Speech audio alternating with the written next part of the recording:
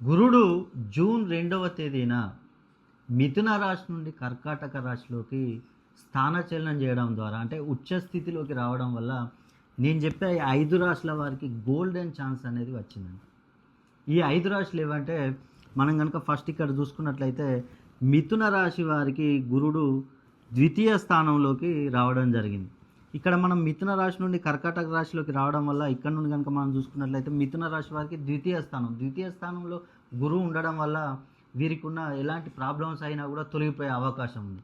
అదేవిధంగా చూసుకున్నట్లయితే మనము ఇక్కడ మీనరాశి 1 2 3 4 5 మీనరాశి వారికి మనం చూసుకున్నట్లయితే పంచమ స్థానంలో గురువు ఉన్నాడు.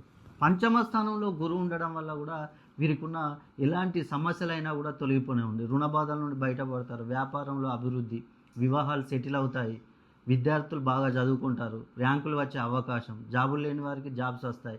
ఇలాంటి సమస్యల నుంచి మొత్తం ఎలాంటి సమస్యలు ఉన్నా కూడా మీరు బయటపడిపోతారు.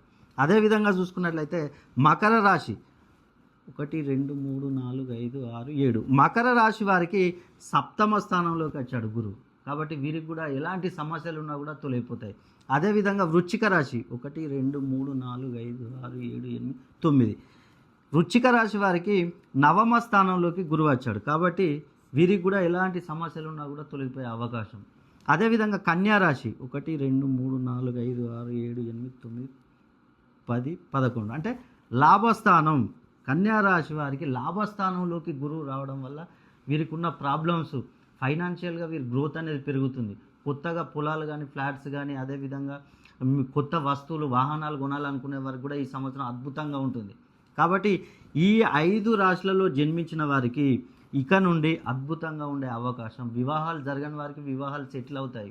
కోర్టు కేసులు ఉన్న వారికి కూడా ఆ సమస్యల నుంచి బయటపడతారు. ఆరోగ్య విషయంలో ఉపశమనం కలుగుతుంది. ముఖ్యంగా కుటుంబ సమస్యలతో బాధపడే వారికి కూడా ఈ సంవత్సరం అద్భుతంగా ఉండే అవకాశం ఉంది.